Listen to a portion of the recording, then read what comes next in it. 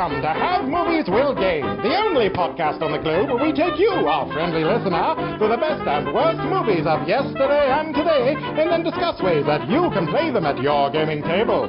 But the fun doesn't stop there, no siree! Every few episodes, our intrepid hosts Matthew, Dusty, and Nathanael will ask you, the listener, to vote on which movie they will play as an RPG, recorded in video and in glorious black and white, and brought to you through the electronic wonder of the internet. Now, let's start the show! Hell yeah. Should we kick this nonsense off? Yeah, I think so. All right. Hi, everybody. I'm Matthew. And I'm Dusty. And this is Nathanael. And if this is your first time listening, we got a few things you should know. Every week, we take a movie off the screen, we break it down into really cool, interesting components, and then we talk about ways that you can play this at your gaming table with your role-playing group. Warning, there will be spoilers. If you have not watched this movie, we encourage you to hit pause on this episode and go watch it right now. We'll be waiting for you when you come back. So anyway, this week's movie is... Labyrinth. Oh, yeah. I can actually do that and not have it out of context. Spell it. Is it B-U-M? I want to think say so, it's yeah. bum, bum, bum, bum. Yeah. I think it's bum, pum, pum, pum. Yeah, it's from the scene. As a booty man, I approve of this.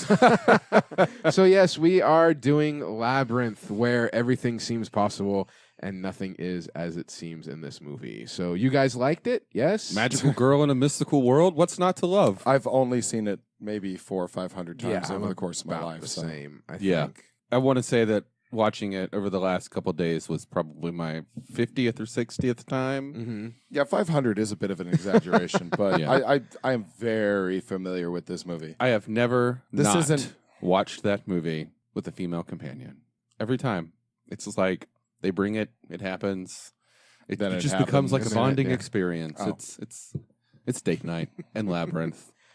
And then I look at Bowie and I feel a little buddy- inadequate. and I see what's going on here. A buddy of mine asked me for a good date movie to show to a girlfriend. Is anyone familiar with the movie Happiness? That is Yes. the It's best date movie. It's one of the sickest, most depraved movies I know. Well done. And I he can't. came back. I've seen and it he once. was so mad. I've seen it once. I could never watch it She's again. like, It's she thinks I'm disturbing. a serial killer. And I go, huh? I mean, I thought it was romantic, but don't ask me for that shit. That's I horrible. figure it out like a man I have more respect for you now, I think. because I sabotage someone's budding relationship. Yes, exactly. Anyway, Labyrinth. What do we I'll got? have to remember that. Never ask Matthew for romantic advice. All right, Labyrinth. Labyrinth, I'm sure a lot of you that have seen it before, but those of you who haven't, the film revolves around 15-year-old Sarah, who was played by Jennifer Connelly, and her quest to reach the center of an enormous otherworldly maze to rescue her infant brother that she kind of screwed up and wished for the Goblin King to come and steal from her. Sarah wished her kid brother away, and is given 13 hours to solve the labyrinth and rescue that baby brother before he becomes part of the Goblin King's court. Her companions on the way are Hoggle, an irritable dwarf-like creature, who in return for a plastic bracelet agrees to take her as far as he can through the maze. A huge furry gentle monster, Ludo, whom she rescues from a group of tormenting goblins, and the gallant Sir Didymus, kind of like a weird fox terrier creature. I never really thought if he was a dog or if he was a fox or... He's a fox. He's a fox on top of a dog. He better be Okay. a fox, or what I wrote later is all yucked up. He ferociously guards the bridge across the bog of eternal stench. So with the exception of Connelly and David Bowie as Jareth, the Goblin King, almost all of the film's significant characters are played by puppets and produced by Jim Henson's Creature Shop, which I love, personally. So, Sarah, Yes. chaotic selfish? Well, yeah. Jennifer Connelly plays Sarah. Chaotic selfish. I can't wait till you get to what else she's in, because there's one movie that comes leaping instantly to mind. Oh, God, it's another great date movie, isn't it? Yeah. It is. Jennifer Connelly. I'm sorry, we were watching it for this. That's all I could hear was that scene over and over in my mind. But we'll get into that later. Actually, I didn't list a whole because I thought we were going to be cut for more time. I didn't list movies that each person had been in. Oh, okay. But People can just Wikipedia that stuff. Yeah. But Jennifer Connelly, she plays Sarah. I'd say chaotic good. I would say lawful neutral, to be honest with you, She doesn't strike me as because of the whole. Lawful. That's just the way it is throughout the whole. I mean, I think she turns to that through the movie. I think she might start out as what you said. it might be a character change, an alignment change. I could see that, but I would say through the majority chaotic good. Okay. Definitely some chaos. Not so much good, but close. No, Somewhere she between immediately neutral and dives good. back in to rescue her brother. I mean, No, that is good. Okay. chaotic. The whole "fuck you, small child." I think her alignment is teenager. Yeah, I suppose that's which I would say as a whole would be Well, Jennifer Connelly was 15 when this movie neutral when they filmed evil. No, that's toddlers. Yeah, neutral stupid. I don't know. Then we have David Bowie, who plays Jareth the Goblin King. Lawful evil. Yeah, lawful evil. He also. messes with the neutral evil. Really? I'd say neutral evil with a heavy crush on her. He never Well, he even has a obeys cru- his own rules. Well, He breaks them all the time. He's got that just yeah. that What? whole just fear me, love me, do as I say, and I'll be your slave. But That's, he's just sweet nothings into an impressionable teenager's ear. Like, he sets the time. He just like, oh, well, ha-ha, and changes it. He puts in Hoggle to mess with her. He does all these No, things. that's fair. Yeah. Not lawful. Yeah. He doesn't follow the rules. Okay. He says, oh, you have to do this, and now I'm going to do whatever the hell I want. Neutral evil. Neutral evil with a crush. Yeah. Like the mad scientist. Yeah, I could see that. Mm-hmm. Yeah.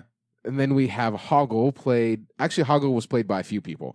Inside the costume and the big bulbous head was Sherry Weiser, and Brian Henson, son of Jim Henson, did the voice.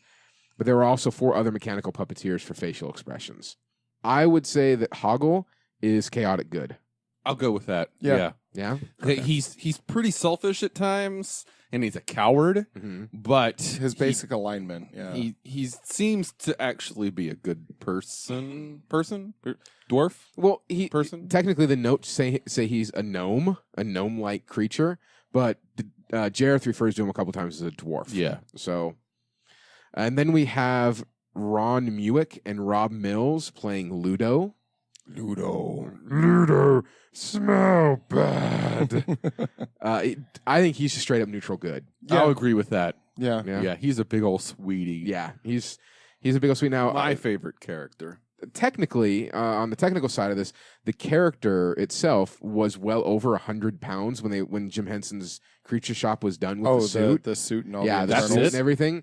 And Yeah, it looks he bigger, made right? them cut it down because the guy that was inside was like $140.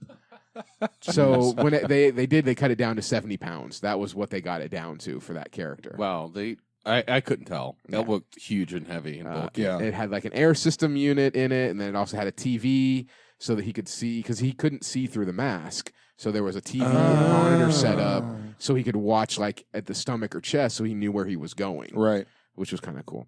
And then Dave Goles, who played the voice of Sir Didymus, And the dog. My yeah. personal favorite. lawful good. Yes. definitely. Lawful good. I have sworn to do my duty. yeah. That's a straight My up. permission. Yes. And then we have Toby Froud playing Toby the baby. Neutral evil. Baby. Baby. Agree. Baby. Agree. They're not even human. Human is Yeah. through social contact. Toby Babies Froud. are psychotic. He apparently does live here in Portland, and he is the son to Brian Froud. I almost blanked there for some reason. Who created all of the goblins and the artwork for this movie? Has he ever been in anything else? When I was poking through IMDb, he didn't even have a credit. Like, I don't think he's actually been an actor in anything else. I don't Like, think you know so. how it links to a page? Yeah.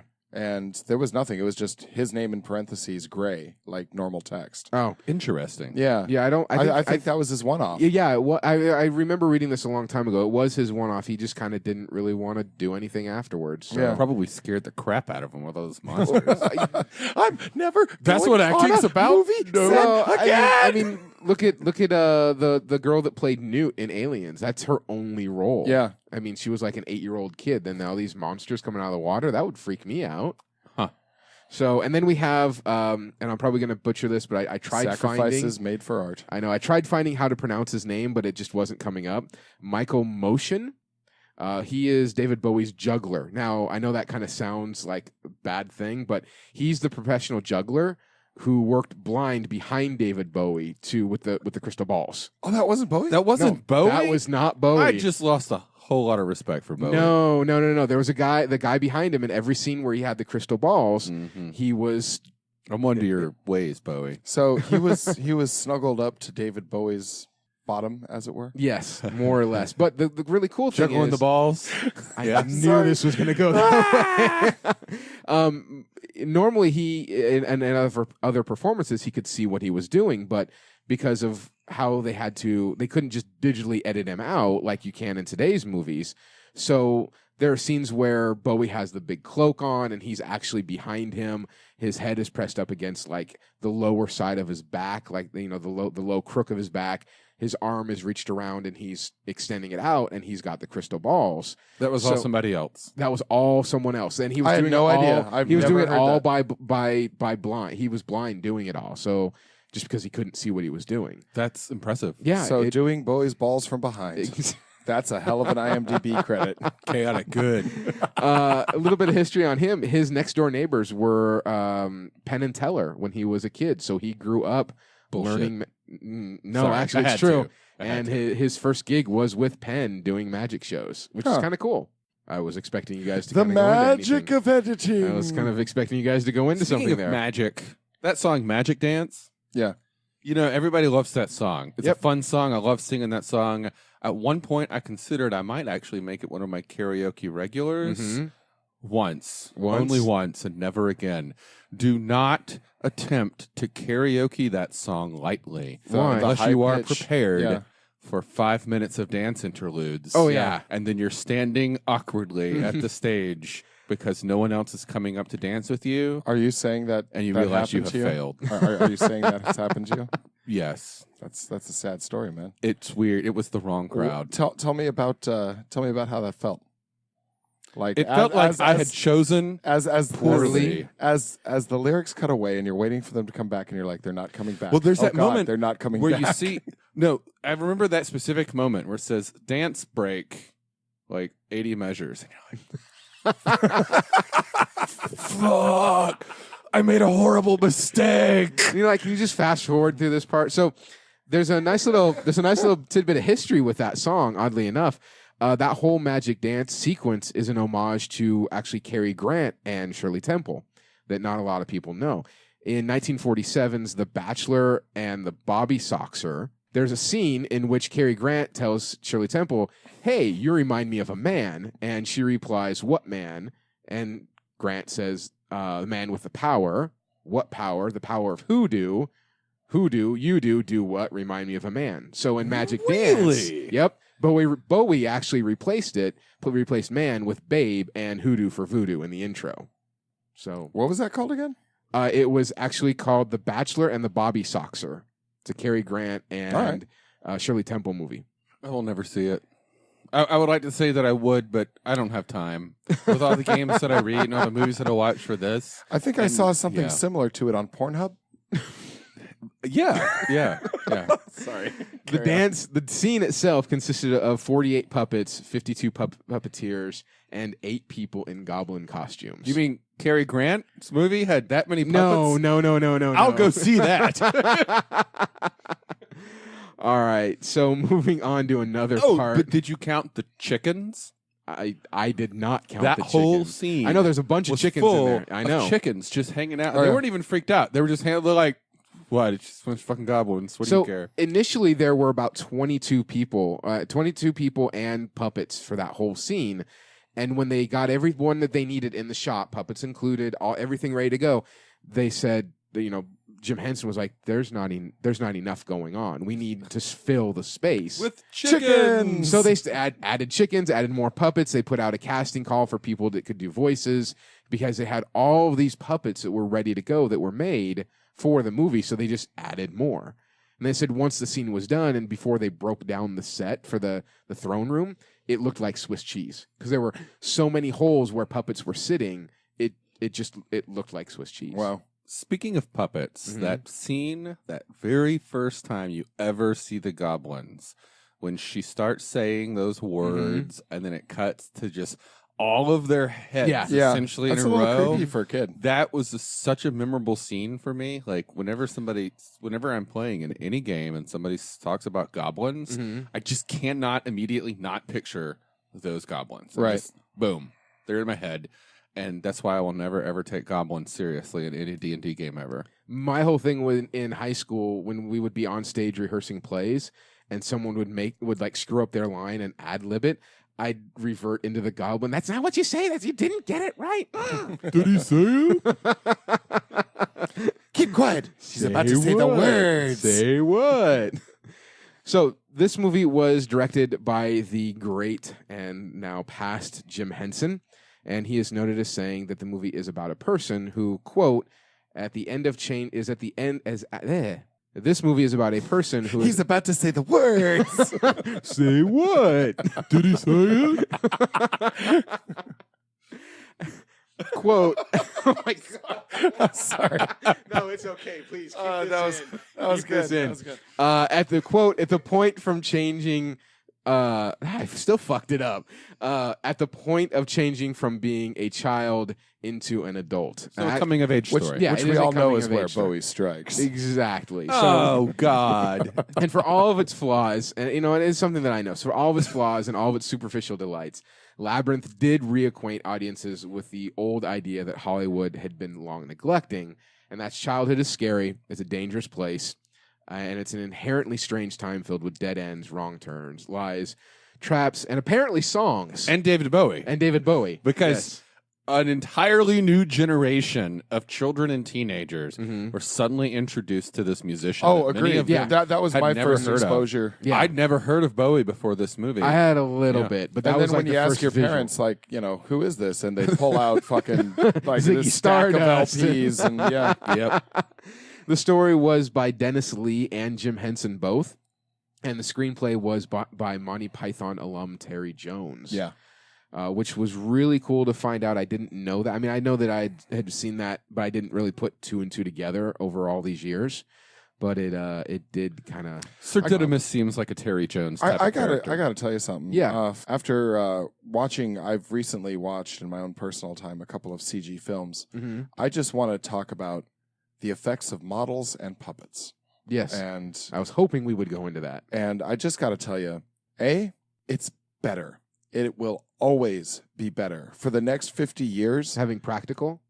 practical Yeah. effects are so much better, Yeah. and they stand up so much better. Star And Wars. it Mhm. fires the imagination in a way that strange vistas of CG just can't. Mm-hmm. Because subconsciously that people are working on it. There's one scene, and it's very noticeable that they used a computer in it. Because the it was fiery, the fire dance gang. scene. Because Yeah. what they did with that, and it's a cool scene. It is a cool effect what they did. Yeah, too. they dressed so the fire people are basically attached to a dancer's body. So when they move their leg, the leg gets moved. When you move your arm, it gets moved. And then there's another person like moving the head.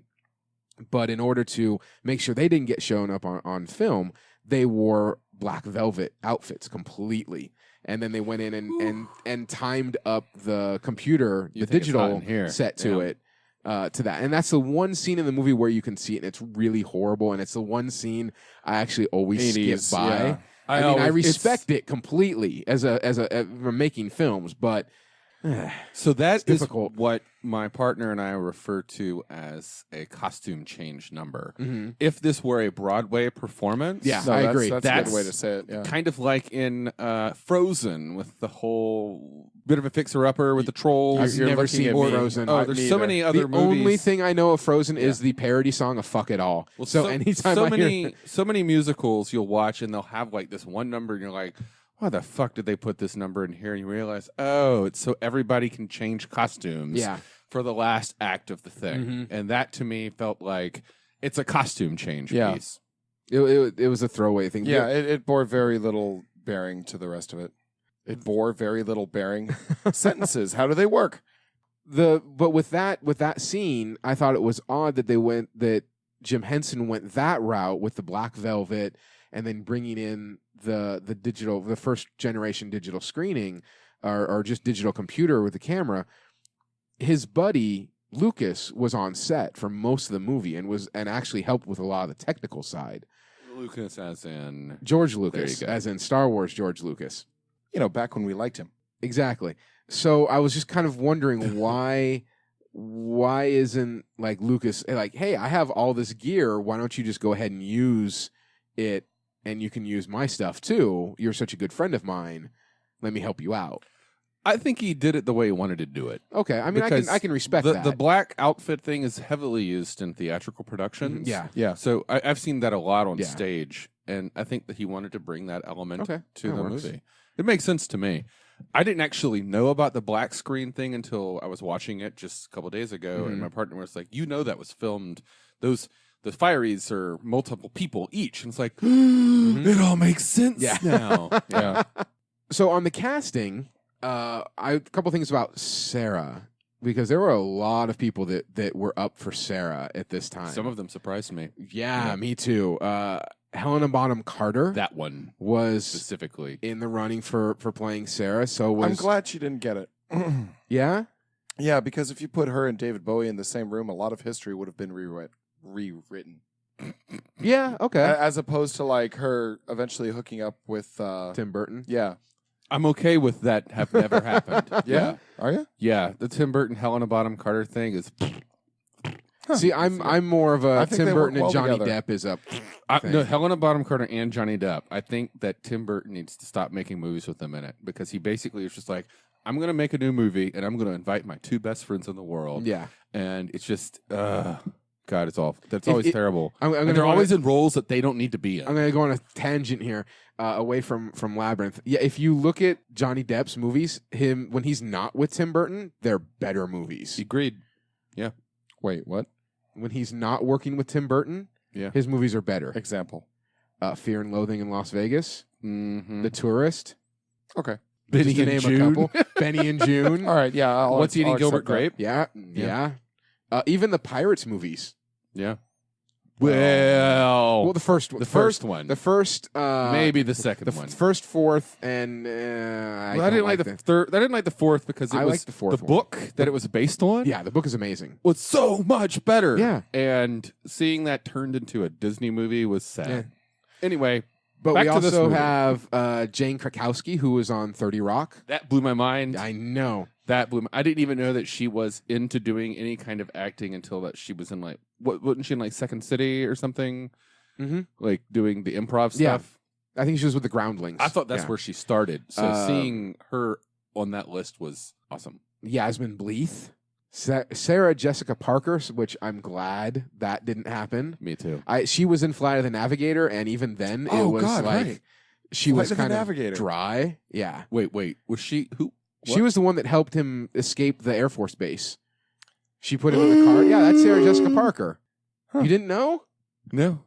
Like, if you could see Nathaniel's head, it's like literally exploding right now. I don't know about My first exploding, but I exposure can to see her- a vein. My first exposure to her was Mars Attacks. Oh, wow. Okay.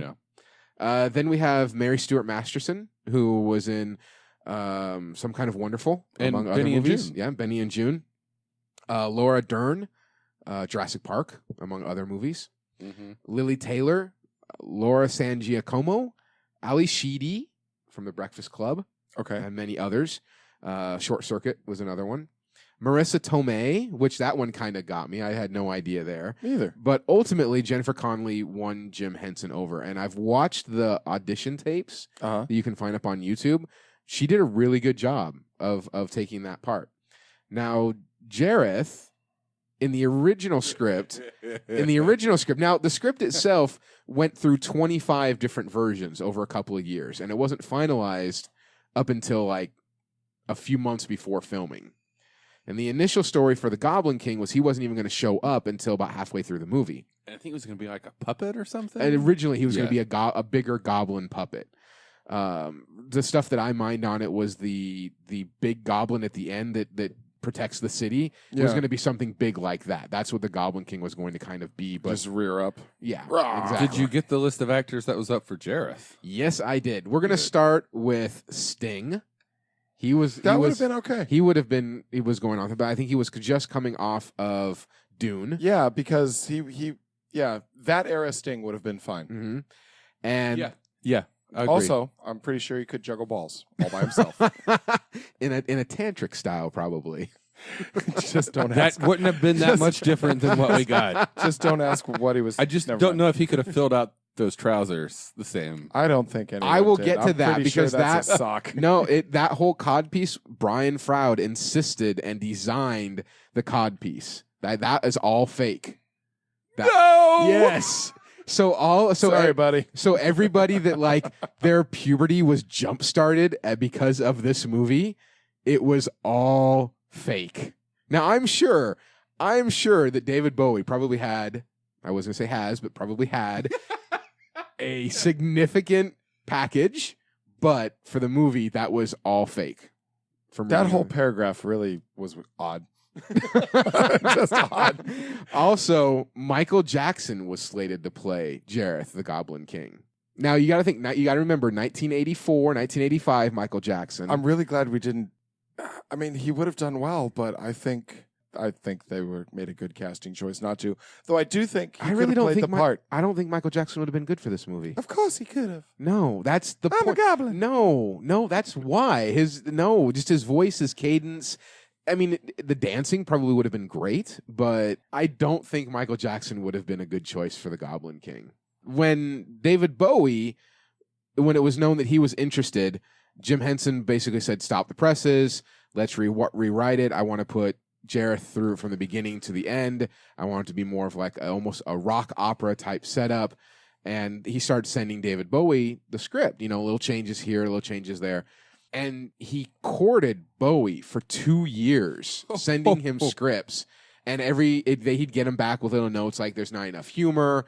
I don't like this. Let's change it a little bit." But mostly it was because he didn't think it was a comedic enough role, but still wanting it to maintain that dark level of him wanting Sarah. Right. Yeah, I had heard that the final script rewrite came from Bowie saying, "It's too dark. You need to get more humor or something." It was a weird balance. It kept going. He kept yo-yoing back and Yeah. forth. So the movie was filmed between mid-April 1985 and September of 85 and was released in June of 1986. That's actually really fast for filming. Yeah, they That's had a lot of sets. Yeah. Incredibly short. In that 2 years that they were recording Bowie, I guess They were went getting through all the pre-production. Yeah. puppets ready to go. Huh. The budget was $25 million to do the movie. By the way, people, did you hear that? 25 million. Let's adjust that for inflation. That's You're looking at what I'm gonna do. 100. $56.5 million for today. Okay. Now to So play. you can have 20 minutes of shitty CG that'll make people forget you, or spend that money on puppets, which will make them remember you for all of goddamn time. To put that into comparison, You also need interesting a good male story and female too. leads, unlike that other movie we reviewed. To put that into comparison, for a movie of today, that is Kubo and the Two Strings. That cost $55 million to make today. Also an excellent movie. Yes. Stop man. motion. Loved it. I Yeah. thought it was CG at first, and Me then too. I found out that it was all stop motion. I've been watching all the pre-production things on it as it was coming along And I- through one of my filmmaking groups. That and, movie brought tears to my eyes at the end. but No, it was, it was it was gorgeously ripped done. to Yeah. shred at Cannes, though. well, who cares? Fuck cans. fuck cans. No, because of the cast. Nothing else but the cast. Oh, really? Yeah, because Oh, I hate that. it was not ethnically correct, apparently. Suck 16 of them. An Yeah. actor is an actor. An actor. Any actor of any race can play any part because Mhm. of what they do. They're an I actor. agree. And it was a voice part. Yeah. Other movies that had the same production cost but at different times, Stargate was at $55 million, and that was a lot of practical effects. Kill Bill Volume 1, that was $56 million. Wow. And That's it? Yep. There's not a lot of really expensive sets in that one. That I mean, fight. Okay, well, we'll talk about We'll get that to one that later. when we do that movie. And then Alien 3, that was also $55 million. now that's surprising because that had a lot of non-contemporary set. Well, that movie had production hell because Yes. it went through 5 different directors. so much of its fine. I think it's fine. That movie's final budget was like $5 million. I think that's what Fincher had to work with at the end. Brian Froud was brought in to design and conceptualize the world with ideas stemming from Jim Henson. So they basically sat down over a couple of drinks, maybe some hot tea, some coffee or whatever, and Jim Henson said, I want to do a movie about goblins. And Brian Froud went, all right, I can draw that. They were still riding the high from Dark Crystal, weren't they? That was a couple years prior. Yeah. And the story, the way the story goes, how Jim Henson was able to do the Dark Crystal was that he did the Muppets Great Escape. The studios I remember that said, if you want to do Dark Crystal, we'll let you do this little fun little puppet movie that you want to do. You got to do the Muppets Great Escape. That was a great movie, though. Yeah, it was. They didn't think it was going to, that he'd be able to do it. Like, if you hit this level of I'm thinking of the sales. right one. That was the heist movie with Miss Piggy? Yeah, that was the heist movie. That was a great the movie. Diamonds, yeah. And then Terry Jones of Monty Python wrote the initial first draft of the film's early script in 1984, and because he was going off of all of Froud's sketches for inspiration. Other scriptwriters included Laura Phillips, who had previously written several episodes of Fraggle Rock, Dennis Lee, and Elaine May, who subsequently rewrote and made additions to the screenplay. Although Jones received the film's sole screenwriting credit, he later said in an interview he didn't feel attached to the movie because it had gone through so many revisions. Yeah, it's got to be rough, Yeah, honestly. he didn't really care. Like, you have this idea that you've polished and worked on for a year, you turn it over, and it just gets hit with machetes over and over and over again. 25 different rewrites. Yeah. Circling back around to the production costs of the movie and what it gave at the theater. So the U.S. gross return, remember how it was $25 million for a budget, right? Yeah. Its U.S. return was $12.7 million. Uh-huh. That's it. It didn't pull its weight at the box office. I'm and absolutely positive it made it up in DVD sales. I really couldn't find anything on DVD sales. I am positive it did. I'm sure it And did too. VHS. Yeah. It didn't pull its weight at the box office, so TriStars pulled it after a month from every single theater. Oh. They said, nope. That was stemmed from the fact that Jim Henson had directed the movie, and families and critics were expecting the great Muppet heist again, but they ended up getting something much darker. And this is so depressing when this when we look back at these movies that we love. When we talk about them today. Universally loved, though. Yeah. Yeah. I don't know anybody who hates Labyrinth. And if I do, I won't know them for long. Yeah. But even Fifth Element, it's one of those movies that I don't know a single person in my friends group that I can talk to. I know several. I talk to a lot of people outside my friends group because that's what I do. But everyone, Labyrinth. It's Labyrinth. Everyone loves it's Labyrinth. I still have on my bookcase in my office of weird geek things. I have an original VHX copy of Labyrinth with the original artwork on it of her as in the white gown. I'm absolutely positive that I'm sure in the long run that movie did not lose money. Well, I know that it was popular enough that they're doing a reboot. Yeah. No, that is as of last year they were talking about a reboot. That's been squashed because it's like written in the contracts for this movie originally. There was not going to ever be. There is a graphic novel version of a sequel, but it's horrible. It's like completely bad. There was a TV series that was based off of Labyrinth also. Might be what I'm thinking. That was only like 3 or 4 episodes. Pretty sure I've read that there was a reboot. We'll look it up later. Okay. But production costs, sorry. No, that's all right. I was just kind of wondering also with the critics and everyone that was expecting this movie not to be dark, is like, did you not see the Dark Crystal? I mean, if you don't see Fozzie the Bear and, Piggy and all the regular Muppet characters. This is why I don't give a shit about Rotten Tomatoes. Yeah. This is why I don't this was give a way shit before about Rotten any of Tomatoes. that This stuff. was, Siskel and Ebert saying they tore it apart. Oh, they did. They tore it apart hard. In fact, didn't Siskel try to blackball it or something? Something along those lines, the story goes.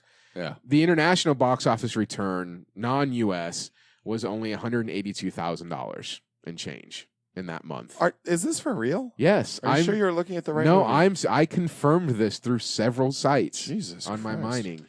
I know for a fact that there is not a woman in my age group in the U.S. who doesn't have this DVD. That is a fact. I can confirm. Yeah. I'm sad that there's no data on that. It just seems like something that we find from everything else. Yeah. Yeah. It'd always be Well, like, it that's made up my its gross thing. return over 20 years in DVD sales. That's my I've thing, bought and it wasn't a there. VHS. I've bought 3 DVDs myself. So I can confidently say $100 of it is mine. Same here. You know? Easily.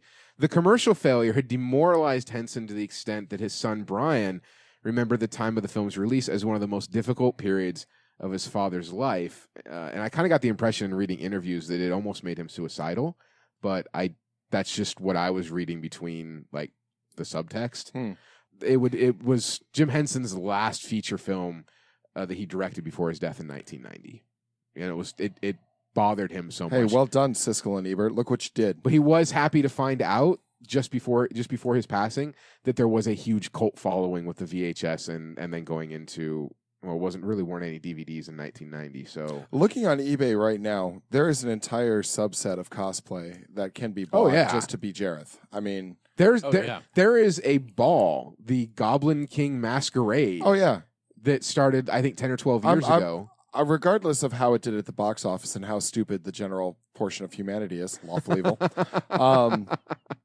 I would have to say that it was ahead of its time. I would agree with that. And much like we always go back to The Fifth Element in this podcast, and I think always will. It was the first episode. It always. I think that's a bar setting movie, and this is one of those movies that comes up to it, just in a different decade. Oh, certainly, yeah. Other movies that were released in the month of June 1986, what this had to contend with: Invaders from Mars, the remake, if you guys remember that one. Nope. Raw Deal, the Schwarzenegger mob movie. Nope. Okay. Nope. Space Camp. Yes. All Saw right. that because I was going to Space Camp next year. Did you actually go to Space Camp? I did. Oh, that's cool. Did they put you in the spinny thing? They put me in the I spinning think it had thing. Joaquin Did you Phoenix throw up? in it. We jumped out of planes. I did not throw up. Ferris Bueller's Day Off. Yep. I'm sure we've all seen. Oh, Yeah. Rodney Dangerfield's Back to School. Yep. Which is a great movie. Ah, really? No, I hate Pauly Shore in any incarnation. He's not in that movie. Rodney Dangerfield. Yeah, is that's what we basically call a Pauly metaphor. Shore. Oh. In any age, in any generation, there is a Pauly Shore. And Rodney Dangerfield was him. The Manhattan Project, if you guys remember that sci-fi gem. It's one that I actually do like. And The Karate Kid Part 2. I didn't see it in the theater, no. I did with my parents. I did. I was obsessed with the Karate Kid series. And I actually grew up with a dad who was a martial arts instructor. Oh. And yeah, the Karate Kid movies were just not. He's like, if I ever catch you doing that, He's going to go Rex Kwon Do in your ass. fuck, man. Movies that were released the same weekend as Labyrinth, however, your favorite actor, Careful now. your very, very favorite actor, If you say Kevin Costner, in American Anthem. hey, has anyone ever heard anybody strangled with a microphone cord? Running Scared with Gregory Hines and Billy Crystal, which was a good movie. It was a detective cop buddy movie. So you've got a comedian and a tap dancer that were in a cop movie. Because Gregory Hines was a prolific tap dancer. I need to solve a crime. It didn't do anything for the movie. You get just choice of one partner. And that then- partner is a tap dancer. I mean, yeah, come on. Next. And then Ruthless People with Bette Midler, Judge Reinhold, and Danny DeVito. That was a pretty good movie. Yeah, that was a funny movie. So it couldn't succeed against that pile of dreck, minus Ferris Bueller. Exactly.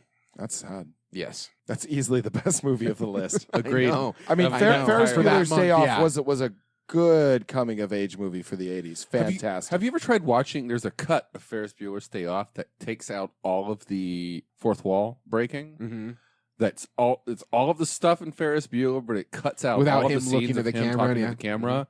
It's 1,000% better. Really? Yep. Interesting. I really like that part of it. It completely changes the movie and makes it a lot more fucked up, and you realize even more so how much of a complete asshole Ferris Bueller is. Oh, of course. Yeah. The music I really liked. I mean, not the David Bowie music. I mean, that's by itself. That's the soundtrack. That's different. But the score Oh, right. I yeah. really liked was done by Trevor Jones. And Yeah. he's done a piece of music that you and I have talked about. We've actually talked about it a few times on the podcast. He did Last the Mohicans. Yeah. Sweet. Last Mohicans, The League of Extraordinary Gentlemen. Also really well scored. Yes, From That's Hell. about the only good thing I can say about that movie. That's a guilty pleasure movie. It is. I agree God. with Dusty. That is a guilty pleasure movie. I know it's not I'm not good. that guilty. Yeah, I know. Well, you've I tried. lived a blameless life. I, on the other hand, have not. I got my guilt. the Johnny Depp From Hell, which is a good movie. It's not a Tim Burton movie. I don't remember that one. Maybe It's I saw got- it. I'm getting it confused It's with got the, Sir with the- Ian Holm in it. with How do you the- guys? with the one with the book? He's that it's based off of that. No, the one where Johnny Depp is going after the Hell book. Oh, that one. He's like a collector of rare books or whatnot. I'm getting that confused in my That's mind. the ninth, From Hell was the gate. The Seventh ninth Gate. gate. From yeah. Hell Ninth was the Gate. Jack the Ripper movie, Yes. right? Oh, yeah. Sir Ian Okay, Holm that was good. plays I have seen that. Jack okay. the Ripper. Spoiler. I just killed the movie for you. Dark Crystal. He also scored, obviously. Yeah. Dark City. He did Dark City. Oh, yeah. Which is a good movie. I remember that. If you take the time, the extra 30 minutes to watch the director's cut, it makes so much more sense. I've only ever seen the basic one, and I liked it. I liked that it didn't make sense. It was Okay. just weird. And then one of my favorite movies, actually, Excalibur. the Oh, early I do 80s movie. love that movie. So I'd like to take a couple of minutes and go into some of the trivia before we dive down the game hole. I'll do it. That's all right? All right. What awesome. you got? Well, we talked a little bit about the bulge a little bit ago. The Battle of the Bulge. The battle of the bulge. battle in our hearts. Yeah, of that the bulge. puberty-inducing bulge for a lot of people in our age bracket that saw the movie. What was wrong with you guys? Wasn't no. I okay, was so- open to many things. As So a kid. I went out. I was. I mean, that. No, that, I didn't- it that wasn't little puberty-inducing puffy for white, me. White shirt she was wearing. No, that's no, what that was- ignited me. Oh, I was madly in love with Sarah Jennifer Connelly. was. Yeah. That, she was my puberty-inducing. This was long before ass to ass. It's dawning on him. See the I dawning. don't want to think about that awful fucking movie. Shh. This is not that Never. movie. This is not that movie. Let's never do that movie incident. No.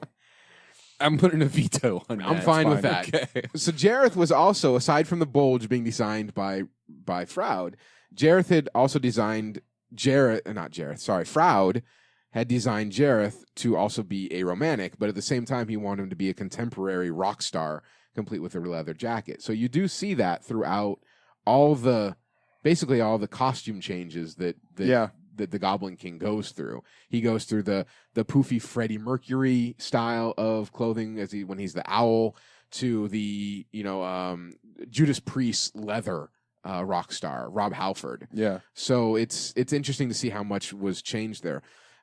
Also, if you notice, the short staff that he carries was considered a swagger stick, Yes. which is also very similar to what Freddie Mercury used in his performances. That crystal ball is supposed to be a microphone. I thought it was basically a riding crop. That's what a swagger stick Yeah, is. it's swagger okay. stick. Yeah. Just sort of added to the whole Flutter Heart thing Yes. of all those experimental young ladies watching the movie for the first time. His armor was also a nod to 15th century. 15th Cinch? century, yes. His armor was a nod to the 15th century knights, a little bit of armor that he did wear. Yeah. On the tech side of things, this movie actually makes my techie senses go insane because it was filmed in 70 millimeter, which Yeah. I love. Yeah. And I could do a whole podcast on 70 millimeter. It's a personal lens. Yeah. And a lot of people, for those that don't know, and I'm gonna go really short on this because, like I said, I could The do a smaller whole, the number, the wider it is. Yeah, I could 70 do millimeter is damn near a portrait lens. Yes, and I could go a whole podcast on this, but the reason why I love 70 millimeter so much is that 70 millimeter has a vastly higher resolution than the standard 35 millimeter for the motion picture format, and the film is actually 65 millimeters wide. But for projection purposes, the original 65 millimeter is printed on 70 millimeter. The additional 5 millimeter are 4 magnetic strips for 6 tracks of sound. Yeah. That's why I love it. So as a tech nerd, it's fucking awesome. Did you guys know that Maurice Sendak was not pleased with the similarities between his work and the movie? What the hell is a Mari Sendak? Maurice Sendak wrote Where the Wild Things Are. He was Okay, not... that's honestly fair because a lot of the goblins had that feel to them. Yep, and actually, what he was most upset about wasn't Where the Wild Things Are. It was his story Outside Over There. So the lawyers had never read it. advised the Henson production to stop production on the movie and threatened legal consequences. I'm glad he didn't. At the same time, I don't think his case was big enough to be litigious. because clearly he owned goblins. Yeah, Exactly. That's like I mean, there are similarities. He's not wrong, but I don't think it's crossing the line it's into like saying plagiarism Tolkien or, owns elves. or IP theft. But in the credits, there is a note that says And I quote, Jim Henson acknowledges his debt to the works of Maurice Sendak. At that point, Sendak withdrew his objection, but he did complain about it for years, apparently. Yeah, that's fair. I mean, that was really close. But It was. if the story was in any way similar, I would see that being. George Lucas did co-edit this movie.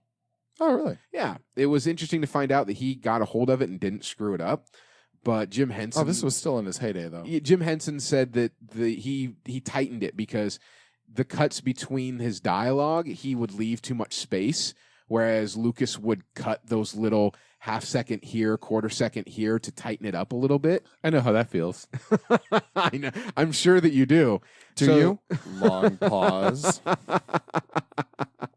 After the movie wrapped and everything was put away, put into storage, and everything was set aside, as happens with a lot of movies and set pieces, some of them get auctioned off on now eBay or go through Christie's or whatnot. Star Wars has done a big thing with that. They've auctioned off a lot of parts. Star Trek The Next Generation auctioned off parts all the time. Everybody does it so they can make a little bit more money, for the production company or whoever had the stock and stuff. Hoggle apparently got lost. Oh, yeah, I saw that. Hoggle got lost. Nightmare fuel. Hoggle got lost and ended up in a baggage claim area in Alabama in an unclaimed baggage center in Scottsboro, Alabama. That's how we do it. I know you're from Alabama, so where is this? I've never heard of this place. Okay, so it must have been a very small airport. A worker unpacking a large wooden crate, he freaked out because he opened it. It was not airtight, so Hoggle was decaying and rotting. Oh, poor Hoggle. And so it's like half of this mechanical jaw is like hanging down, and That's it's like some Five Nights at Freddy's scary moment there. If the cool thing, you should put a picture of it in the link dump. Yes. That is. Dude, Okay. That is a scary. on it, and I'll send it to you because the airport. The cool thing about it, because it wasn't just Hoggle that was in this crate. It was a lot of memorabilia from the movie also, and also like an original film pressing, a VHS, like the certificates of authenticity, the clothing, everything for the Hoggle costume. So they have it in a display, in a glass display case, and it's come out and everything. Like the Henson Company is certified it, saying this is actually Hoggle. Yeah, and please keep it and bring people to have them come and look at it. But So it's at the airport it's still? at the airport in a big Holy glass crap. case. Like if you Next walk time I down- go Don't to abandon Alabama. your luggage, or it'll end up like this if you- zombie if you- Terminator. if you go into like any high school and you see the trophy area, it's in a glass case like that.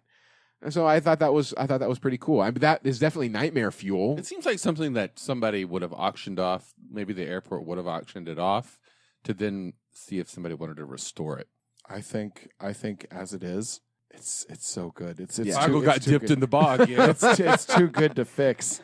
I made a comment about how, a lot of studios will auction off stuff, and I made a comment about Star Trek, right? So I can link this movie directly to Star Trek The Next Generation. You guys want to know how?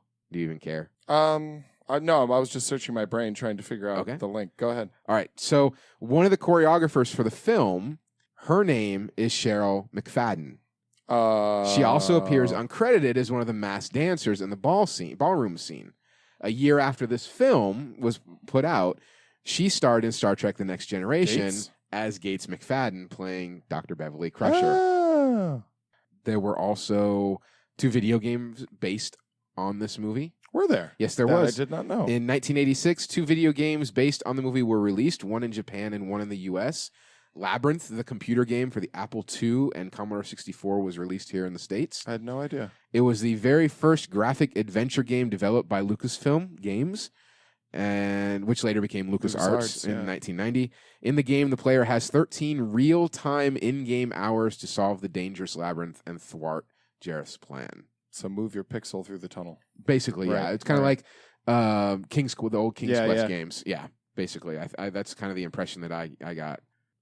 This is one of the favorite films of my childhood. Yeah? Like, let me think. The Star Wars Okay. trilogy, the original. Yeah. Mm-hmm. Freaking Conan the Barbarian. Yes. And this are probably the movies I've watched the most in Mhm. my life. No, wait. The Adventures of Baron Munchausen is also That's in there. another really good one. But I came to Monty Python after this had already happened. Mm-hmm. I would say this is one of the top 5 movies that I've watched, rewatched in my whole life. It's one of my favorite movies of all time. It introduced me to David Bowie. It furthermore it grew my love of maquettes, puppets, and very intricate and detailed set design, which I've tried in my own very small, humble way to bring to all my projects since, is just this richly fleshed, highly detailed background that characters move through. You want it. I'm just a fan of that level of intricacy. It's the difference between acting against, say, a set which is, like Star Trekian rocks, and this set of that has its own internal logic. All the little houses have ladders leading up to it. There's planters underneath the windows. Whoever did all of the designing on this was a fucking genius for the Goblin City. Well, it also creates that same effect that we've talked about with Valerian and also with Fifth Element. There's a whole world here. Oh, yeah.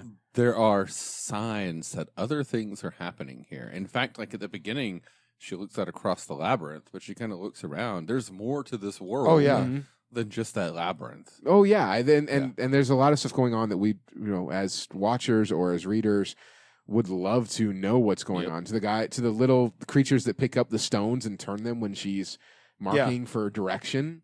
One of my favorite characters is the old guy towards the end with the ostrich on his head, the wise old guy that falls asleep. Yeah, the worm is good. Just a worm. Yeah. Oh, come on in, meet the missus. Did you say hello? No, I said hello. Well, that's enough. No, the old character at the end when they come out of the oubliette. When they crawl out of the oubliette, where he's that's not the end. That's like that's towards the third end, of the way through the movie. That's very early on. Even the damn doors are alive. I mean, it was a very alive world. And his comment, given the sage advice is sometimes going forward, you have to go back. Yeah. But I love the little quip by the bird on his head when he falls asleep. Oh, it's so stimulating being your head. Yeah. No, I there's not a part of this movie I didn't like, that up to and including the furry dance, whatever. So the furry. Nathanael, what were your 3 favorite characters in the movie? Sir Didymus, Ambrosius. Can I say Sir Didymus again? And Ludo. Definitely. Okay. What about you, Matthew? Ambrosius is King Arthur's father. You guys knew that, right? Mm-hmm. I thought that was Uther Pendragon. What? I thought, wasn't Arthur the son of Pendragon? They weren't Pendragons yet. Ambrosius is the Roman name of the generals who were left in England. Honestly, I fucking hate. Anyway, it was a nice nod to another legend, which I really was a dog. Liked. He was a steed, and somebody rode on him. Yep. They're supposed to look like her dog from the beginning of the movie too. Wasn't it the same dog? In the scenes where it was a real dog, yes, but then the Muppet what dog. DM doesn't like the Arthurian legend? It's boring and overdone. It's one of our first Nathanael pieces just wiped of out fiction. like half of our fan base there. But the other half realizes how awful it is. No, I mean it's practically Game of Thrones. It's got incest. It's got betrayal. Nothing but female characters who are evil.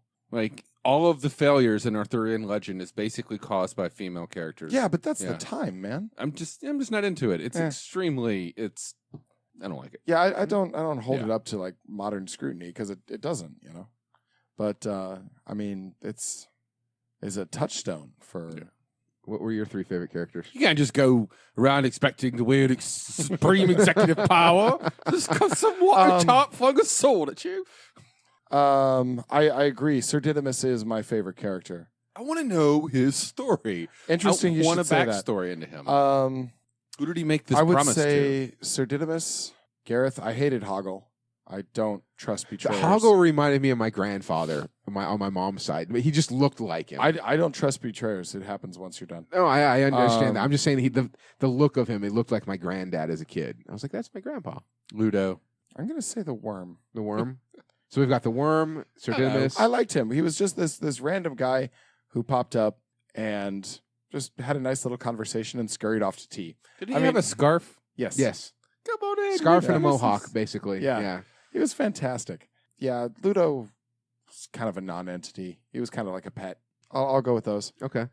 I think for me, I like the old guy, with the ostrich on his head. I forget the name. Probably Frank Oz actually did the puppeteering on that one, but did not do the voice.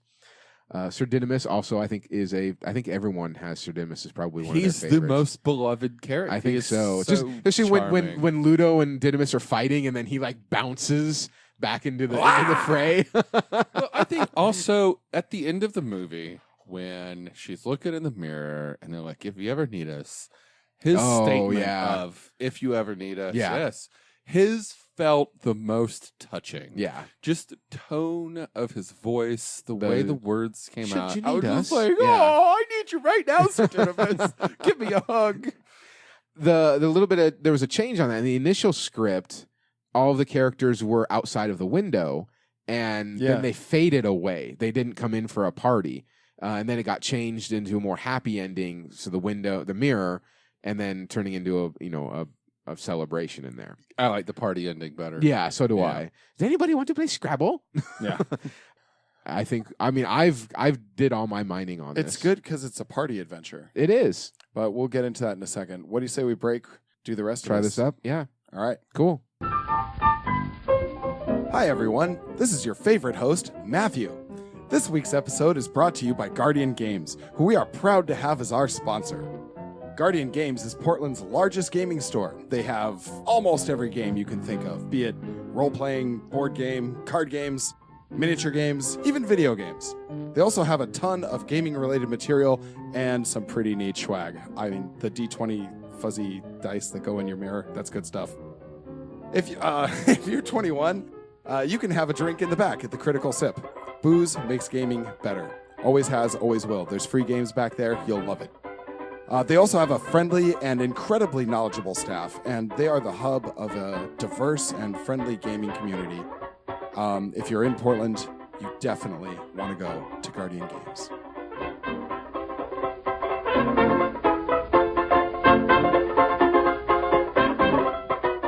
Well, we are back from the break, and we're going to be bringing to you some discussion of ways that you can now play the concepts laid forth in this movie at your gaming table. First thing I want to identify here is we all liked this movie. Oh, yeah. We all love this That's movie. a given. Yeah. This movie is close and personal to each and every one of us. Yeah, if you don't like this movie, just... You're no friend of mine. Yeah. So let's talk about this love that you have for the movie. What about the movie? Now, not specific characters, not specific quotes. It's intricacy, it's detail, it's world. I'm a fan of world building, and this is a fantastic world. Yeah. Absolutely. On top of that, just the imagination that goes into it, being a writer, finding out around that time that that's what I wanted to do was right, and then having that movie in front of me, it was just another door to a whole new world. Okay, world building right there at the top of the list. Building an intricate world, something that appears alive, where the GM can come up with. There's going to be a heavy amount of improv if you're running a game like this. So the GM and I think the players as well would all have to be adding little elements to things. Like, agreed. To me, you want to run a game based on Labyrinth, then you want to run something that has much more of a collaborative interface. Agreed. And I have to say, there is not a Palladium game that fits this. I just want to make that very clear. I cannot think of a system worse for Labyrinth than Palladium. That's a first, our friends. Yeah. That's a first. But pushing beyond that, sorry, the Palladium thing got me again. Yeah. The reason is Palladium is strict. There's a heavy element of open-endedness in kind of the old school versions of Palladium.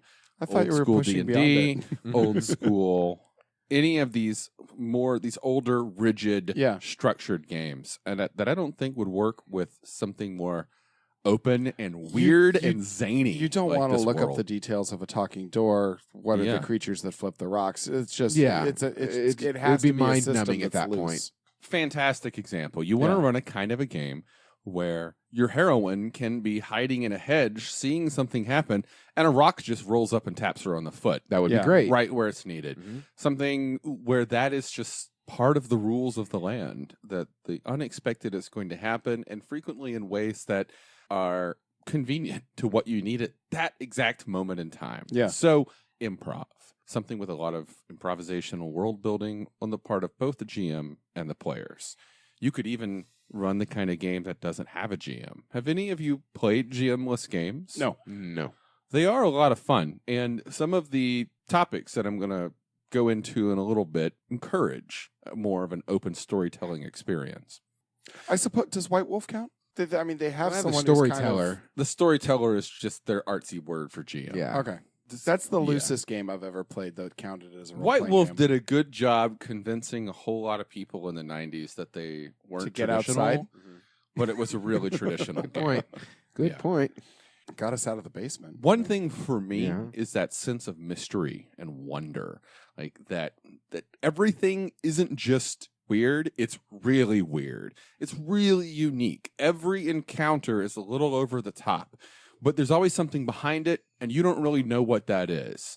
There's an element of mystery as into, okay, I'm here and I'm talking to this person, but what the hell am I actually talking to? Right. There's that mystery, what's behind that next curve in the labyrinth? What can I trust these people that I'm working with? So there's always that sense of mystery there.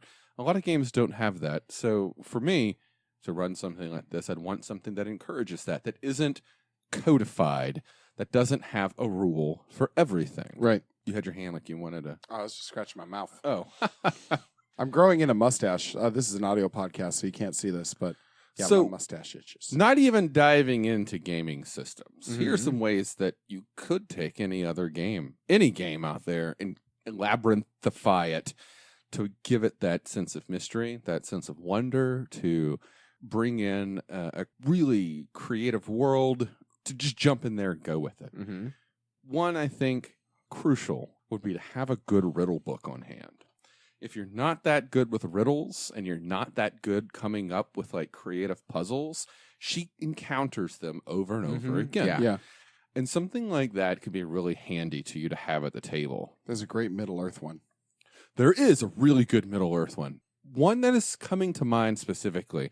I used to have this book called The Children's Almanac of Words at Play. It's this big, thick, yellow book. And I had it since I was a little kid, and I still have it today.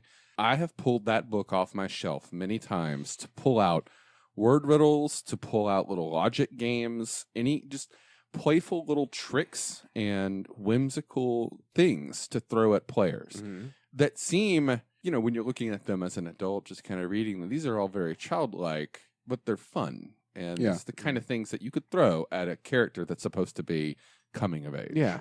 Another thing that you would want to do is come up with ways that you can push beyond the 3 dimensions. A fantastic example of what's happening in this movie is Sher at the end. Yeah. Clear, that whole stage at the end was outside of dimensional physics. It was unknown. It was unexpected. And it really hammered in that whole mystery, wonder, and an interesting world where things that you're coming for don't matter. The things that you bring to the table yourself Right. aren't necessarily true and probably don't apply. It's here. reactions. Yeah. You had an idea, Matthew. You wanted to talk about a campaign? You had a story. So one thing I've been trying to do is bring just a bare bones campaign to every movie that we do. And in this one, especially since Dusty was talking about the windows that were vaguely Harry Potter-esque that got cut out, it gives hints to a much bigger world. Yeah, it does. It And really does. for this campaign to work, I'd like to speculate upon the fact that Jareth is not the only power in this world. So this campaign is called the Fox King. This does not center around a human. This is actually playing the creatures that you find within the world of the Labyrinth. Okay, that sounds interesting. So here we go. Legends tell not only of the Goblin King, but of a high king of the Fox people, which is Sir Didymus's kind. The players, which can be of any race in the movie, discover his existence on an ancient scroll that a garbage-hoarding goblin, such as the one who had gathered up all the things and was carrying them on her back, will trade them for. She requires a precious thing from each of the PCs before she'll surrender the scroll. The scroll, once the PCs have it in their possession, tells of the Fox King, who is basically the foil of the Goblin King. another major power in the world of the Labyrinth. It's kind of like the yin to his yang. He is less powerful individually than the Goblin King because he has no magic powers, no ability to travel. But what he does have, he commands the armies of his people, which are the Fox Knights, which is what Sir Didymus is.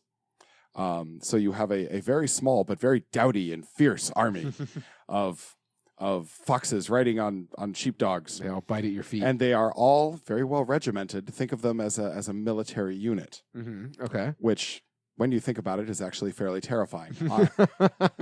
Armored foxes riding on dogs with lances and swords and whatnot. Mm-hmm. And bearing teeth. Yeah, they are more valiant, more intelligent, and better fighters than the goblin forces. Now, the scroll tells the story of the imprisonment of their king by Jareth. The players can seek to restore the balance to the world of the Labyrinth by going on a quest to free this king. Now, Jareth has imprisoned the Fox King's mind in a crystal globe for 10 years. During that 10 years, the king believes he has been fighting a losing war against the goblins. He has spent the last 10 years fighting this unstoppable tide of goblins. Jareth has basically put him in a nightmare. Mm-hmm. In reality, he has been sleeping in a chamber in the Goblin King's citadel. The party. Here's an idea. Huh. What if instead he's actually Sir Didymus, who has been here mindlessly guarding this fucking bridge in the bog of eternal stench? Just this bridge here in the middle of nowhere. Why is Sir Didymus there doing that in the first place? Unless it was I mean, that's good, but it doesn't have a storming the castle feel to it. Yeah. Which I think the party should have to do. Yeah, I think storming the castle would be good. The party must enter the Goblin City, find the Fox King's body, and then find the Goblin King to gain access to his soul. The Goblin King will transport the party to the Fox King's dream, hoping to trap them inside the dream there, where they must completely win the battle for the dream to end. It's not you don't have any power over me. This is visceral. You literally have to beat everybody to make it happen, these endless armies of goblins. So you're going to have to figure out a way to do that. After the PCs have accomplished this, they must fight their way clear of the Goblin City, with the king in tow, still weak from his imprisonment through the labyrinth and across the crazy world of the movie, to reach the land of the Fox Knights, which I've always pictured as kind of more sylvan, heavily forested, small stone castles and whatnot, few clearings. Once the king is finally back in charge of his homeland, the party gets a quick break to breathe and resupply before Jareth, at the head of his goblin armies, arrives to lay waste to the Fox Kingdom and end his interference once and for all and assure his own ascendancy. And I think that would be a fun campaign. I like that. That would be fun. That does sound fun. That also sounds significantly more violent than a kind of game that I would run based on I did write it. There was really only the one fight, and it was a comical fight, the fight in the Goblin City. No, it wasn't. Do you remember the goblin crawling, broken and wounded to his buddy? Yeah, but I mean, there's very dark elements to this movie. There were some. Really was. The large amount of that fight was played up for laughs. Yeah, and some of it could be too, but I have to say that I think it's internally consistent. Mm-hmm. Well, let's talk about games that we can do this in then. The first game that somebody actually suggested to me was Earth Dawn. Mm-hmm. Taking it back to more traditional gaming. Earth Dawn, I had to think about it for a bit there. I wasn't initially convinced until I remembered Earth Dawn had a boxed set for a city called Parlainth. Yeah, I remember that. So Earth Dawn, if you are unfamiliar with it, is a post-apocalyptic fantasy game that was made by FASA in the 90s, and it is actually the narrative precursor to Shadowrun. Yeah. Whereas Shadowrun is a modern, if not futuristic, cyberpunk and magic fantasy game, Shadowrun is in an era that setting refers to as the sixth world, which of course our modern age being considered the fifth world. Earth Dawn is considered the fourth age. Oh, okay. Precursor. Earth Dawn's age was essentially coming to an end, but something stopped it. Something weird and strange prevented the apocalypse from completely wiping out everything. So Earth Dawn has this phantom city that was In order to stave off the apocalypse, all of these cities and towns, they built these underground layers called cares. Well, in the city of Parlainth, they decided that instead of going underground, they were going to warp the city outside of time and space. They weaved some ritual of magic that made the entire rest of the world, nay, the universe, forget it ever existed, which meant that it was pulled out of time, it was pulled out of reality into this pocket dimension. Well, eventually horrors came and fucked it up too. The magic didn't hold as well as the magicians thought it would. And then when Parlainth returned to the world at the end of this apocalypse, it was essentially one massive unknown labyrinth of weird shit. And Parlainth is a fun city that I think you could totally venture through. Yeah. I have a quick token that I want to put in just as an honorable, not as a serious mention. GURPS did a Discworld, Terry Pratchett. Discworld, just by world setting, is... that would be a good idea. Is actually fairly close to the world of Labyrinth, both in its humor, though it is much darker, and in the types of creatures that inhabit it. You could possibly run it in GURPS. Now, I know we agreed not to use... You can do anything in GURPS. Yeah, but there is an actual bound copy of Discworld. I own that. Oh, nice. Yeah. And I think that would be a setting... Probably not the rule set you want to use, but setting-wise, that could be a viable choice. If you're running a Discworld game, you could totally pop a Labyrinth down in there. Yeah. Discworld has its own laws of the way reality works, so you could adjust things around a little bit, but I could see it fitting in very well. Yeah. Back to Earth Dawn. Earth Dawn has characters that are, by nature, magical adepts. Everything you do is done with magic. Like when a thief picks a lock, a thief doesn't pick out lock picks and then manually pick it. A thief will pick out the lock picks and then magically move them around in the air. Every skill, every action, a warrior doesn't just swing a sword, they put some magic into it. So it becomes like this beautiful act of bravery backing up their violence. Earth Dawn... I would abuse that so hard as a player. Yeah, so would I. It's a very balanced game. It's a very fun game. It has a lot in similarity to old school D&D with some new school attitudes. So if you're into Earth Dawn, you could totally take the Goblin King and throw him down in Parlainth, and that would be a fantastic adventure. I just gave away all my Earth Dawn stuff in my recent move to my buddy Matthew. No relation. Right. And Matthew, I hope you're listening, and I hope you run an Earth Dawn game in that City of Parlainth box set that you now have. Another game that was mentioned to me was one that I need to read someday. It's called 13th Age. Anybody? I'm not familiar with it. No, not It's at all. not across my radar. So 13th Age is... Okay, so it's a game that... It's a big-ass book. And one of my things right now is I am at a certain age that I no longer have time to read big-ass RPG books. So I hope that someday I can convince somebody to run a demo game for me so I know more about it hands-on. But it plays a lot like 4th Ed D&D, but streamlined down into an actual role-playing game hybrid. So hybrid of role-playing with the more fast-paced, codified action. Mm-hmm. It's got some escalating die mechanics so that every round of combat, a die goes up, and that die affects things that everybody do. It's like a bonus. So round 1, everybody has a +1 to damage. On round 2, everybody has a +2 to damage. So it just kind of pushes things forward so that combat doesn't drag out. I don't know so much about it, but when I was asking around on my circles, people were like, 13th Age, 13th Age, 13th Age. Apparently somebody ran a very successful convention game based on Labyrinth using 13th Age. Oh, really? So going to your campaign idea, Matthew, I think 13th Age could be a fantastic game to run that very thing in. I think it's got the combat system, from what I've heard, that could pull it off.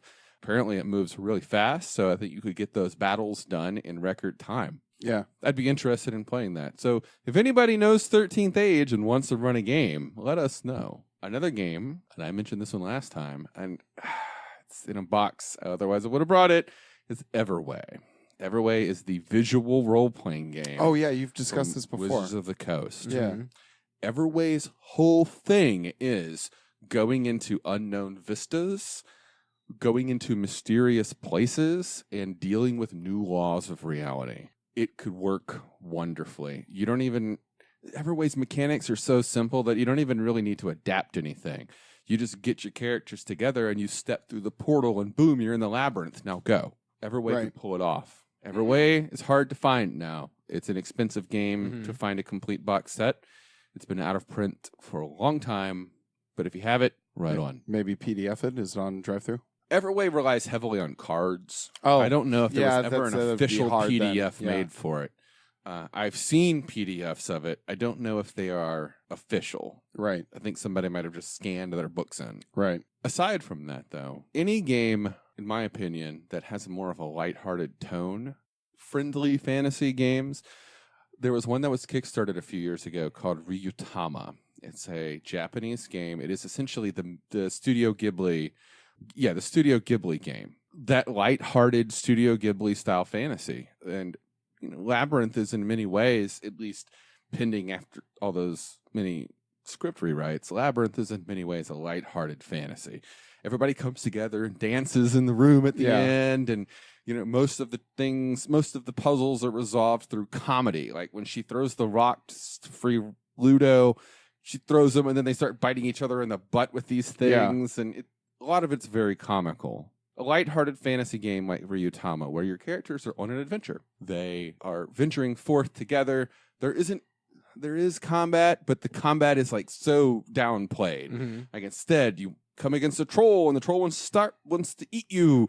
You outsmart the troll, you work with the troll. It doesn't encourage you to draw your sword and whack. Draw your sword and hit it until its points are diminished. Yeah. So I think a lighthearted game could do it. Something that focuses on the quest and the journey rather than the action. So what you got? I've brought two. It took me a while to figure out which one I wanted to showcase as number one. So I'm going to start with what I consider the runner-up. Okay. The runner-up is Meridian. It is a story game by my good friend Christian Griffin here in Portland, Oregon. Meridian was kickstarted a while ago. I got a copy from him myself. I brought it and spread it out here on the table. Oh, okay. That's what we're looking at here? Meridian is essentially the story game based on a journeyer going into a magical world that they've never heard of or been to before. They encounter a number of potential companions. The world is full of mysterious locations, such as the Midnight Conservatory, the Scarlet Masquerade, the Steamboat of Fortune, and the Whispering Court. So those of you who can't see us, as this is an audio podcast, we have a whole bunch of cards spread over the table in various stacks. The ones you just handed us of all these places are rather large cards, slightly smaller than a postcard. Meridian is not necessarily a role-playing game so much as it is a story game. There is somebody that takes the role of the game master, which this game refers to as the guide. The guide sets the stage, and they lead the story. They introduce everything, and they go through a series of beats. The guide also uses these location cards, and the location cards you can see there's 2 cards for each location. The first one talks about the rules of the location. For example, you've stepped into this world as the journeyer. You've begun to kind of introduce to the story that's building around you, and you're introduced to this first location of the Moonlight Market. Now, each location has rules that you cannot break unless you choose to break them with one of your cards. And that can alter how you are perceived in the world around you. That can alter the way that the story flows. If the story flows with you becoming less of a hero and more of a darker force of change in the world, or something of a happy-go-lucky protagonist who's here to fight against their demons and overcome and beat the Goblin King. Right. For example, the Moonlight Market, the more you search through the wares, the more you discover things from your past. If you steal anything, the guards will know, and a deal cannot be sealed with the restless collector in bad faith. The rest of it's open-ended. So again, it's a storytelling game. You've got the game master, the guide, who's leading you through it. Now you've got other people playing the game as well, and they play the role of what are called touches. And a touch is essentially another storyteller who can affect the game in certain ways. They have rules on how they do it. They can draw cards, and they can take on temporary roles of companions, such as the Seeker, the Connection, the Stalker, the Troublemaker, and the Unbound. And each of these has their own ways that they can influence the story. Now, are these cards passed out to everyone sitting at the table, or...? How does When you this... sit down at the table, one person is going to take the guide, and Mhm. the guide has 3 cards. One person is going to take a journeyer, and there's different themed journeys. Christian recommends, if this is your first time playing, you start with the theme of defiance. And defiance, again, 3 cards, and each is like a stage of the story that you go through. And then you have the touches, and the touches are kind of open-ended roles, so it's up to 5 players for this game. All right. It essentially tells the story of a human coming into this world, this magical world, Meridian, experiencing parts of this world, coming up against a final antagonist, overcoming that antagonist, and deciding whether or not they can come back to the world and whether or not their memories go with them. Okay. Okay. Interesting. It's very open-ended. It's a very collaborative game. There isn't a conflict mechanic so much as rolling dice. Instead, what you have on the second card of each location, you will eventually come to what is called the nexus. And the nexus of every location is like a person or a thing or a theme that you have to overcome to move beyond the location that you've been exploring So it's and basically role-playing. a series of puzzles. Yeah. All right. There's a lot of role-playing to it. Yeah. I like you, it, though. You actually, we don't just play a card and you play a card, then Mhm. he plays a card, then I play a card kind of thing. There's a lot of conversation that happens, and the conversation guides what cards that you play, Mhm. and vice versa. You can play a card from the main deck, bubbles floating past, carrying tiny passengers or prisoners. You can play that in, and that becomes a theme in the scene. Okay. Once 3 come out, you now have these cards that you can use to try and resolve the scene. So finally, here, getting back to it, there's 2 ways to resolve the scene. Well, actually, there's 3 ways to resolve the scene. Your journeyer has their own way to resolve a scene built in. That is the selfish way. That is kind of, you can always go that way, but doing so could negatively affect the end of your story. Okay. You might not ever get to come back to Meridian, or you might forget about Meridian, or Mhm. whatever world that you decide. You don't have to call it Meridian. The game just calls it Meridian because it's called Meridian. Or you can follow one of these alternate paths out. On the key side, you find something in the collection that grabs a tight hold of you, but the collector would never part with it. Maybe it's something previously yours or a loved one that you thought long lost. You steal it and run. And on the scales, you trade away a most priced possession. This is something of irreplaceable emotional value to you, your only remaining memento of a loved one, the last piece of your lost home, the memory of your first love. Are your personal memories considered like a currency, or You can bring them in if this is a personal story for you. Wow. Yeah. odd? I dig that. Yeah. This game, I've seen this game played at conventions, Mhm. and I've seen people crying when they play it. It can get deep. Or it can be, a magical Miyazaki adventure. Okay. But this game is meant to emulate Labyrinth, Yeah. Mirror Mask, any of those, The Wizard of Oz, any of those stories where, a lone human traveler heads into another magical world and goes on a journey, encounters a number of weird companions, Mhm. uses strange esoteric components of the world, such as a magically appearing rock at your foot, Right. or a bog of eternal stench, or things to overcome these challenges. And I think it could work. Yeah, I think it's this could interesting. tell the story. I'm a little thrown by its lack of dice, character sheets, and everything I traditionally associate with That role. same- Where does the same- Mountain Dew go? Yeah, exactly. At the same time, I think I'm beginning to understand what you're saying with this. And while it's certainly not what I would consider a traditional role-playing game, I honestly, I think this could work in the hands of a gifted group, certainly. Definitely. Yeah.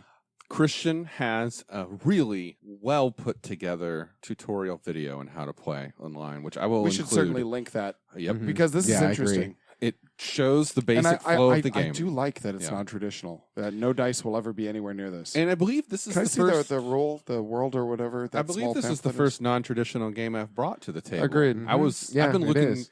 I have been looking forward to Labyrinth because of this. Well, that's good. I'm really glad that you find it intriguing, and I will let Christian know because he is very passionate about this, and he is a fantastic. I'd like to read the gamer. first paragraph of the introduction. Okay, go ahead. There are journeys that instill in us a sense of wonder and magic as they take us through the worlds of imagination and sensual evocation. I like that term, incidentally. Whether it's Alice exploring the Wonderland or Sarah finding her way through the labyrinth of the Goblin King, their amazing journeys are the heart of these stories. This is a game for 3 to 5 daydreamers and explorers of the imagination who will embark on their own journey through a world of kaleidoscopic wonder, Meridian. Christian, he has a number of other games, at least one or two of which I'm planning on bringing back on another episode. He's, first and foremost, I feel that he's more of a story gamer, and he writes these games that are designed to evoke narration. They are designed to get people involved with that improvisation, with bringing forth not just like clever words and thoughts at the time, but also an actual deep getting into it. To the point of getting into your own feelings about things. I'm just going to go ahead and put this in right now. You can find answers to frequently asked questions as well as a document laying out advice for advanced techniques, choosing locales, and more on our website. And you should probably visit this website if this sounds interesting. It's www.berengad.com. Berengad? Berengad. www.berengad.com. So the reason this game is my runner-up Okay. is the same reason that Everway was the runner-up for Valerian. Right. There's a heavy visual component. Yeah. The cards are beautiful. The imagery, and Christian does this in all of his games. There are symbols, and every symbol means something, and they're beautifully drawn, yet simple and evocative of the themes of this game, the world. Even Meridian. if you don't use this to play this, there's this. This is the main deck. What's this The called? main deck. I forget. Does it have a name? It does. It's Okay. like, I want to say ciphers, but Okay. I'm wrong. It's not ciphers. This is actually a good resource to have to flesh out. I'm going to read through some of these because I think they're fascinating. So let's say you're not even playing this game. You just want this deck. This can be used to flesh out all kinds of scenes. Like the first card, several smaller creatures pretending to be one large one. A cry for help or a stinging insult hidden behind a veil of politeness. A horde of tiny flying beasts, agitated but easily distracted. A large object floating in the air with a climber on top. A sudden downpour, felt or heard with strange qualities. A painting with faces you recognize with pleading looks. I mean, this right alone is worth whatever he's asking for this. This is a fantastic resource for any game. I agree. Looking at those are really well done. And Someone some caught really in a good trap, ideas. though maybe deservedly. I mean, this is good stuff. So we will probably revisit this game in a later This is episode. interesting. Okay. If we ever do any other, I'm a traditionalist. I think you know that about Yeah. me. And this struck me odd as the first time, but as I poke through it more, I'm like, this is. I was freaking curious what you two fascinating. would think about the lack of Yeah, dice. I was really kind of hesitant. It made in me seeing you twitchy. set it up. Yeah, But that's a good word, twitchy. I think people who are able to role play well and off the cuff will find this game endlessly fascinating. A collection of flowers as dangerous as they are beautiful. I'm in. Let's do it. And you could even use these cards for the other game that I want to do. But I do want to close this out by saying Meridian is a game that I want to do. I think that we'll not be able to put this in the rotation until we come up with an upgraded recording setup where we can actually show what's See it. happening Yeah. on the table. Yeah. We're I definitely agree. going to need Yeah. a top-down camera for that. Yeah. Once we do something like that, we'll put more. We'll be able to put more visual. What's the guy's components. name again? Christian Griffin. Christian Griffin. Nice job, man. Yeah, this it's good is an stuff. interesting game. Well done. So the game that I ultimately want to select as our finalist. Bum. You beat him. I did. Is a game by designer Headspace. Josh Jordan. It is called Heroin, not the drug. It is the game of a girl from Earth, but somewhere between the age of like 10 and 16, heading to a magical world to overcome some kind of a personal problem. The world that she is stepping into tends to kind of build itself around the problems that she is facing in life. For example, with Wizard of Oz being one of the games that is inspiring Heroin, not the drug, is Dorothy. So much of what she encounters in that world is really just sort of based in her own issues in life and the people that she knows, and the brains, the cowardice, and the heart that she feels that she needs. This kind of game is based on Labyrinth. It's based on Neil Gaiman's works. It's based on Wizard of Oz. So yeah, Heroin is the game that I think would work the best. It mixes a lot of the elements of Meridian, the spontaneous storytelling, and the swapping of companion roles between the characters. But it also I noticed that brings Everyone's in telling... those dice that you love so much, that we all love. We all love our dice. It uses a very simple 2d6 system to tell a story. You're looking at it. Do you have any questions? I was just getting into the mechanics right now. I like how, and once again, this is going to be for experienced role players, because it looks like one person plays the titular heroine, and then the other not the drug players. Stop that. The other players. It'd be less funny if it wasn't a problem. Doing players are narrators, basically. Right? Well, they play a companion, and then they switch off between being the narrator. Yes, so the role of narrator, there is a narrator, but it is not It's a shifting role. Single person at the table. The narrator is responsible for setting up scenes, and looks like drama points. They are sometimes responsible for closing scenes, but the other players take the role of companions. The narrator describes the location at the beginning of the chapter and which characters are present. The heroine and all companions who have been introduced will be in the chapter. Don't resolve any problems. Instead, load the situation. All right, so it's got 3 parts. It's setting the scene, being dramatic, and challenging the heroine. That's basically what the narrator does. Right. Whereas the companion, so the heroine then has to explore the scene, overcome the problem, and move towards a goal, while the companions are there to either assist or get in trouble. So there's a fluctuating pool of drama points, which you can easily use bean counters or magic tokens or anything, or pennies, that both the narrator and the companions split between each other. The narrator spends those points to create adversity, and they can separate the team, like split the heroine from her companions or create other forms of conflict, whereas the companions can spend those points to assist the heroine. Right. The companions can also choose to get into trouble on their own, which gives them more points, but also can create a penalty for the heroine eventually overcoming. Okay. Now, every scene is a little simplified in that it's mostly role-playing and exploration, asking questions. When you face a challenge, you choose be heroic, be successful, or take a chance. So the fun mechanic behind that. So you will always roll 2d6 to overcome the challenge. Okay. So you get to choose. Do you do it heroically? Okay. What that means is you can either be heroic and succeed or be heroic and fail. That's a 7 or lower. Yep. If Still you choose manages success, to behave heroically, despite her noble but doomed attempt to defeat the problem in front of her. If the total is 8 or higher, the heroine succeeds in overcoming the challenge. Now, if you choose to be successful, you will win, regardless of what your dice roll. However, if you roll too low, you will win by being childish, fearful, or a general selfish. brat. Yeah. Okay, that's interesting. Describe the heroine overcoming the narrator's challenge using the be successful choice, but in a regrettable manner. Yep. So you trip over your like own it. 2 feet, your sword goes flying, sticks into the head of the man bullying your friend.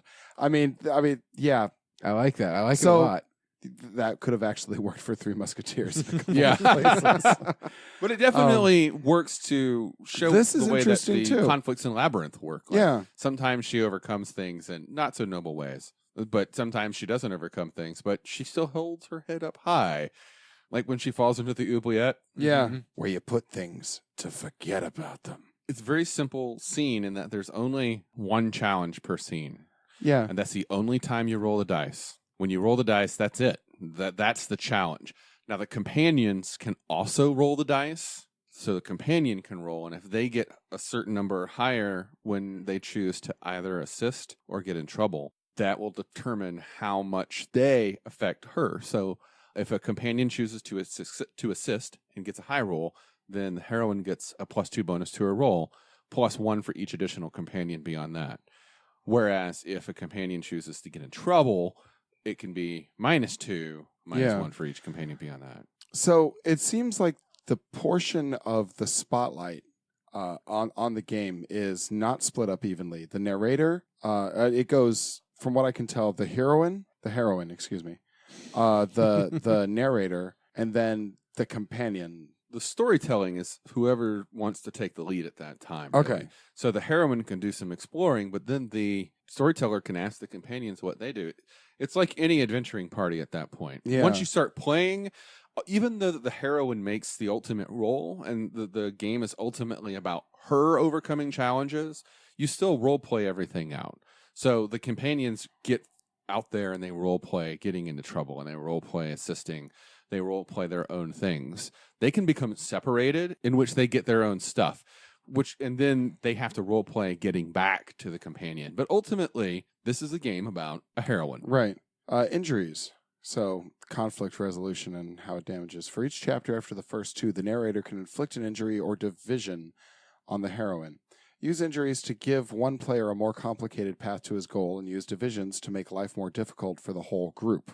For example, an injury temporarily stops a character from doing one particular thing. This lasts until the end of the next chapter.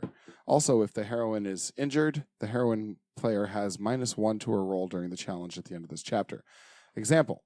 Steven spends a drama point to inflict an injury on Josh's companion character. He tells Josh that the little goblin was punched in the nose, which means he can't track people until his nose is feeling better.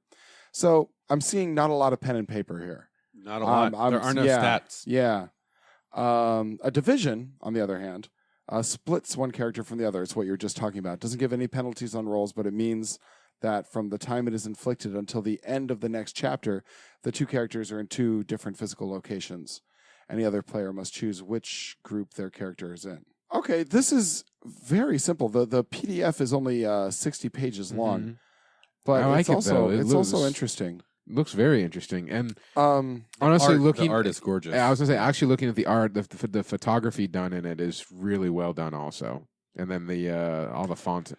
It seems to be a very heavy storytelling game, which, sorry about that. I don't have anything against. I'm fond of games that just go, you're in a corridor, 10 by 10, the walls are gray stone. There's a chest and an orc. Yeah, I mean, that's that kind of shit. No. Piss off. How to create the heroine? You, the heroine player, not the drug, determine the heroine's personality, appearance, and age between 8 and 18. You will show how she is clever, daring, and kind, but also how she struggles with selfishness, fear, and naivety. You decide how her immaturity conflicts with her potential heroism. You may even choose to explore struggles you have personally experienced. Perhaps you will choose to tell a story about a young woman who is isolated by her intelligence, embarrassed about looking different, angry at her parents' divorce, jealous of another child, grieving a lost parent, desperate to escape poverty, craving attention from adults, or ashamed of a secret. Looking at the playthrough. Yeah, the playthrough now. You decide the roles, choose a heroine player, narrator, or companion player. Introduce the heroine and bring her to the other world. The heroine sets the scene. The heroine chooses player to narrate conflict. Narrator describes the trip to the other world. Okay. Then you're into the chapter phase. Mm-hmm. The narrator sets the scene. The heroine and the companion players respond, which is offer choice, introduce event, injure, divide. Companion players may introduce a companion. The narrator uses the be dramatic feature. And then it goes into the responses. Get in trouble, yeah. And then there's the challenges. Be successful. There's your choice there. Be heroic. Take a chance. Where, again, the narrator can injure or divide a companion. Then the companion player chooses a move, which is remember a way out or become the narrator.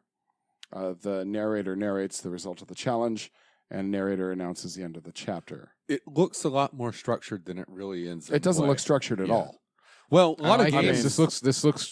It looks really easy, but it looks really fun at the same time. Yeah. It actually has a lot more codified structure than a lot of RPGs do.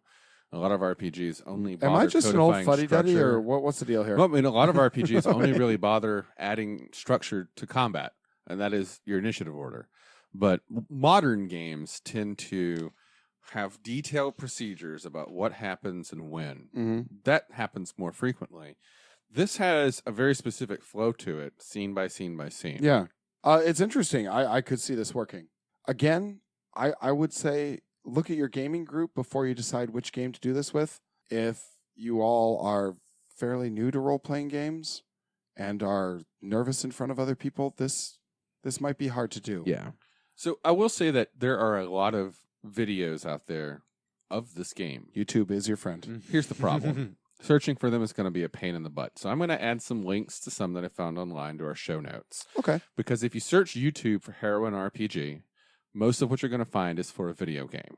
If you take out That's key right. Yeah, I forgot about that. Cosmic Star Heroine, which was a fantastic game, by the way, but it's not. Right. So if you put minus cosmic in your search, you'll find a whole lot of search results from Japanese porn games.